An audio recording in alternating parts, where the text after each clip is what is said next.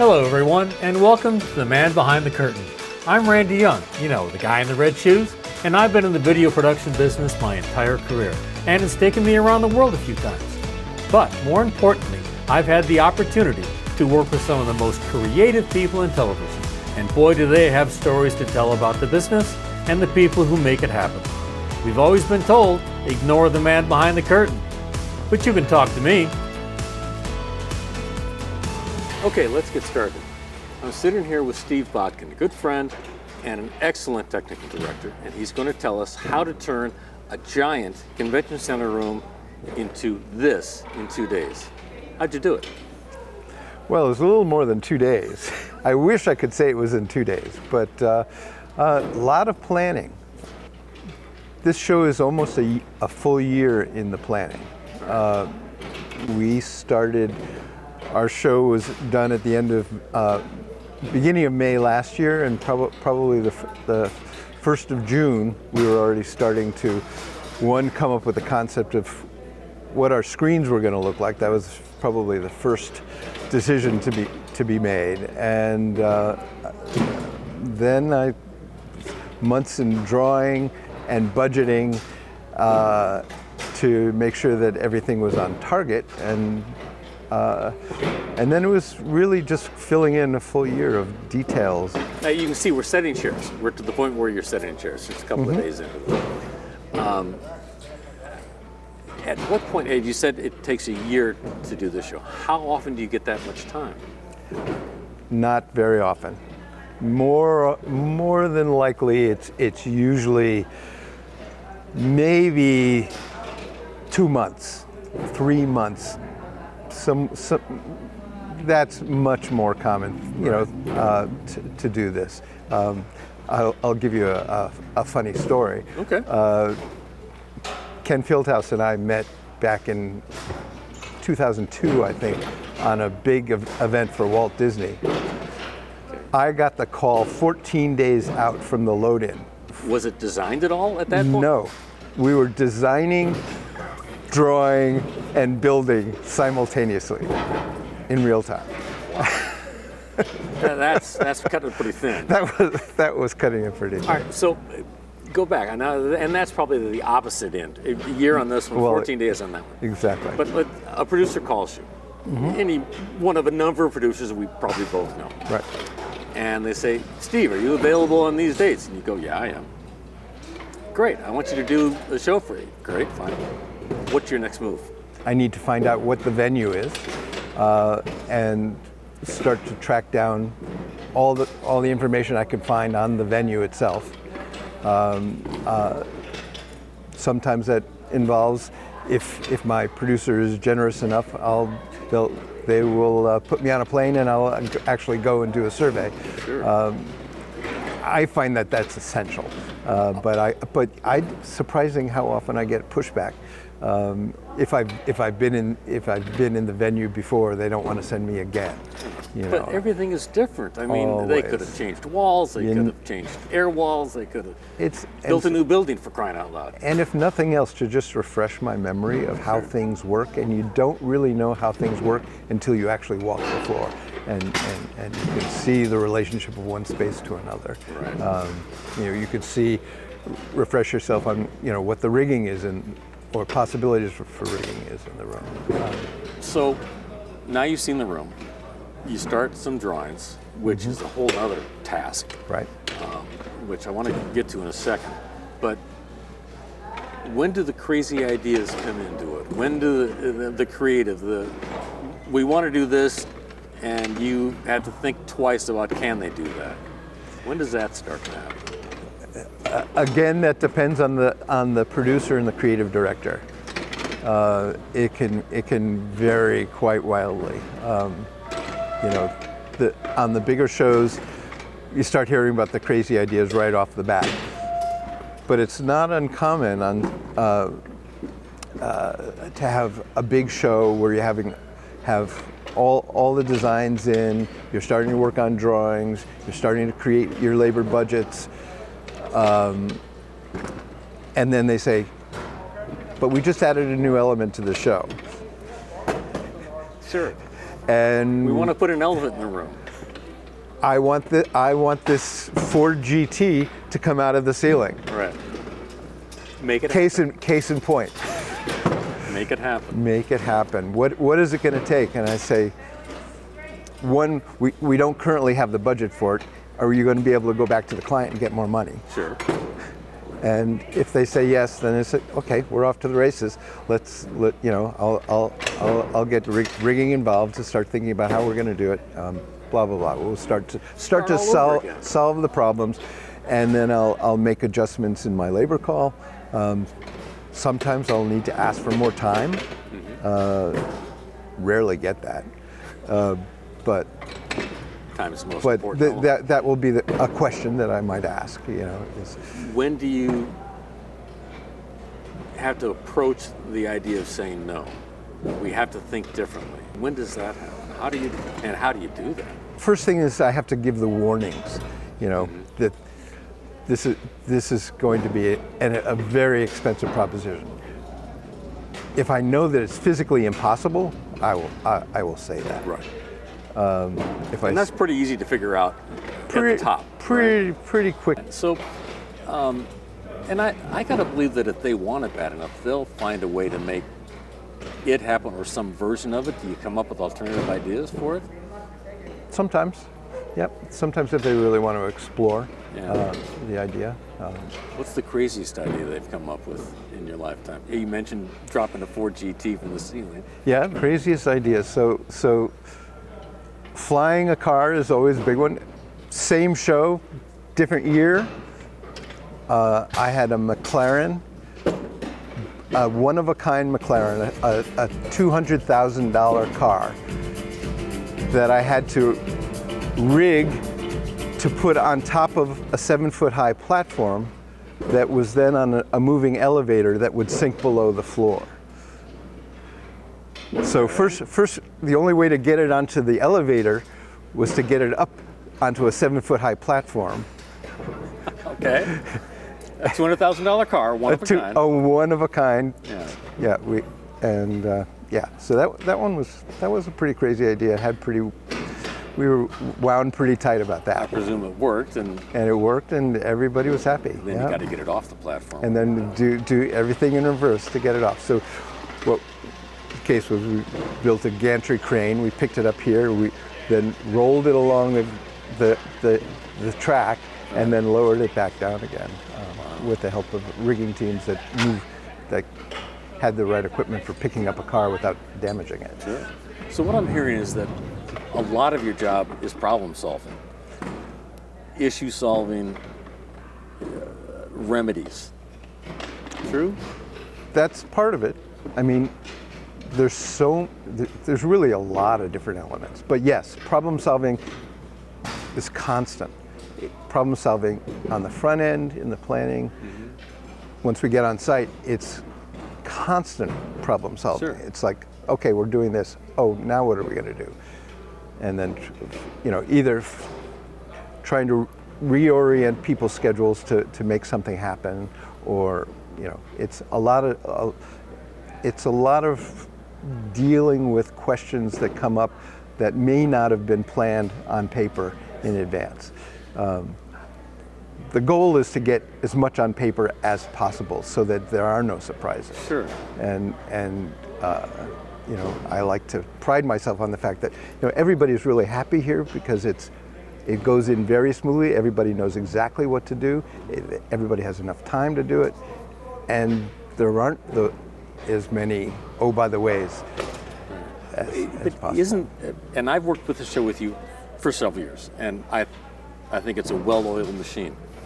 But I think a lot of that comes from the fact that you have a consistent, reliable, high-quality crew year after year after year. Absolutely. And a repeating crew is very important. Right. Because it really is like a family. Well, absolutely. And everybody knows their job. And you're talking about people who know in order what they need to do on this particular show because they've done it. Right. Right. And they also know the ground rules. They know what they can do on their own devices, and when they have to ask a question. and where they might cross the line and say, oh, I better check with somebody before I do this. Sure. Well, and that relates to problem solving. It relates to your relationship with not only them, but your client. Right.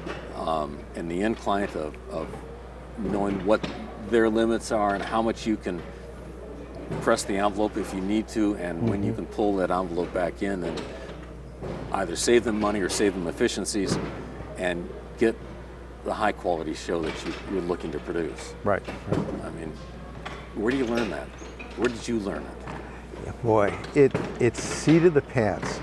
I mean, I think of myself as basically a stagehand, because that's how I started. I started right out of college. I thought I was going to be an actor in college and before. I was singing and dancing and Shakespeare and the whole 9 yards.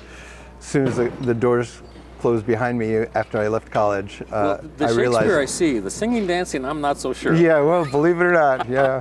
You got that King Lear look about you. Yeah, thank you. But I essentially worked my way through every department in the theater. I started in legit theater. Actually, the first job was in opera, working for the Opera Company of Boston, way back in the 70s. And working with stagehands and realizing, you know what, this is cool. I have a memory of watching a bunch of big brawny guys moving this beautiful piece of artwork and getting it set up. And I said, how cool is that? I want to do that. And they're doing it perfectly, right? And they're doing it perfectly, right? And nobody's getting hurt, and there's no shouting, and it's just. But ultimately, I ended up working in every department. I was a carpenter, I was an electrician. I built scenery for many years. I built Broadway scenery for about 8 years. I left for a while and was working with a theater consultant. We were actually designing buildings, systems, theaters. We were providing the theatrical information for architects. I found that incredibly boring because the gestation process was a little bit too long for my taste. Bet, yes. And then fell in with a company here in the Bay Area that was a spin-off of Bill Graham Productions, and they were a company called FM Productions that was building all the rock and roll sets and providing the rock and roll lighting for all of Bill Graham's tours, and that sort of branched off into doing corporate shows. And when I started with them, I had never done a corporate show in my life. I was all just legit stuff. And they said, you're going to be a project manager, because they knew I had a varied background, that I had touched a lot of stuff. And I said, oh, okay, cool. What does a project manager do? Well, you're going to learn. And essentially that was the beginning of my being a TD, because I'd never done anything quite like that before. You describe it not so much as a job, but as a passion. And a passion, a delight to do this. Is that how you look at it? I would definitely say, well, it's not always a delight in the front end, but it certainly gives a lot of pleasure when it is good on the tail end. When you know you've done this really big thing, and it's all come off well, and nobody was hurt, and everybody's happy. That's an enormous pleasure. That's what keeps me going. And that's where you find the job satisfaction. Absolutely. Wow. Back in the days of FM, I remember FM years ago, and I remember the company that I worked for, they built a number of sets and shows for us here in town, and they did a great job. But they were new into the corporate market too, and I saw some of their growing pains getting into the corporates. Talk to me about that transition. Yeah. Well, I only was there for the last 5 years of the company. I rode them into the sunset, as it were. All right. And it was a little bit rough. I mean, the guys a lot of the guys who we're working with there, I mean, I was trained by all those guys. I mean, the company was run by a guy named Tom Mendenhall, who, and he essentially wrote the book on being a TD for corporate events.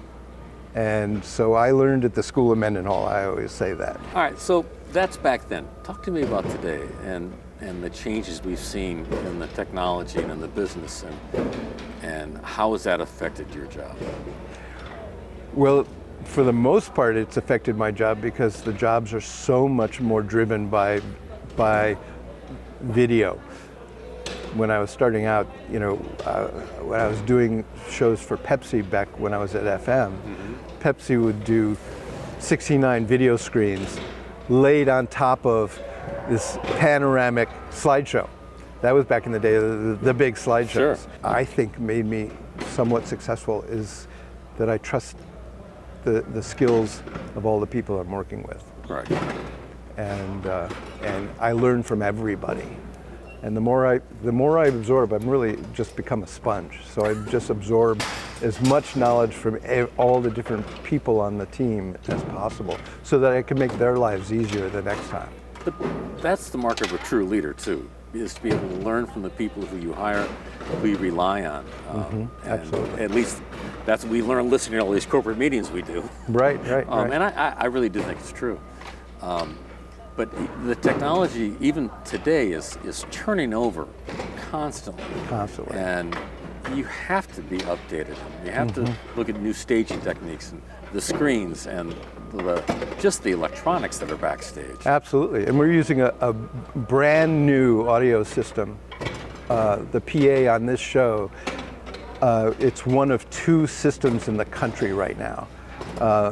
And it is revolutionized what the audio team has done on this show. How? What does it do? Well, it cut their work almost in half on the installation side. Typically, the arrays are built by stacking individual cabinets, and each cabinet in the array would be throwing to a different part of the house. Sure. Right, by the way it's focused. Right. This system, that entire array is coming in one box. It rolls in on a dolly, you hook it up, and it goes out. One speaker goes up, you don't have to stack them. Don't have to. No stacking. And the other part that was even more mind-blowing is that there was no pink noise. That horrible hour or 2 of pink noise where they're tuning the room and timing it didn't exist.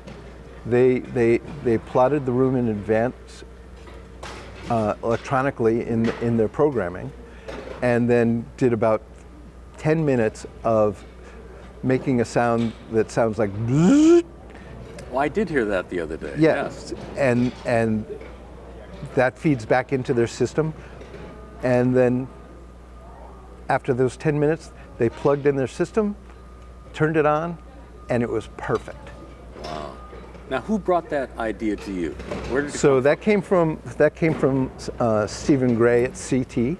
He said, he sent me a cryptic email at one point and said, sometime, you know, we need to talk about this new system. Now, does it improve not only the installation, but the sound and the delivery of the product? We could be at full volume, playing full volume music in the house, and 2 people on stage could be talking to each other with the same volume that we're talking to each other right now. And still hear each other. And still hear each other. All the foldback speakers and the Correct. monitors. Wow. I'm going to have to pay attention to that. I didn't know that until right now. Yeah, it's really cool. That is good, because we have panels coming up that are going to take advantage of that. Oh, absolutely. They'll be able to talk. They'll be able to hear each other so much better. Right. You know that. You know, there's no slap back. There's none of this stuff. What a difference that's going to make. Okay, well, good to learn. See, we're all learning a little. Yeah, bit. exactly. So speaking of learning, and speaking of, you brought it up earlier that, you know, we're not as young as we used to be. Yep. Where's the next generation of people like you coming from? Do you see them coming up? Yeah, you know, that is a really hard question, and to fill my position, there are a bunch of young TDs out there. A lot. I haven't seen many that are coming from the same kind of background that I've had.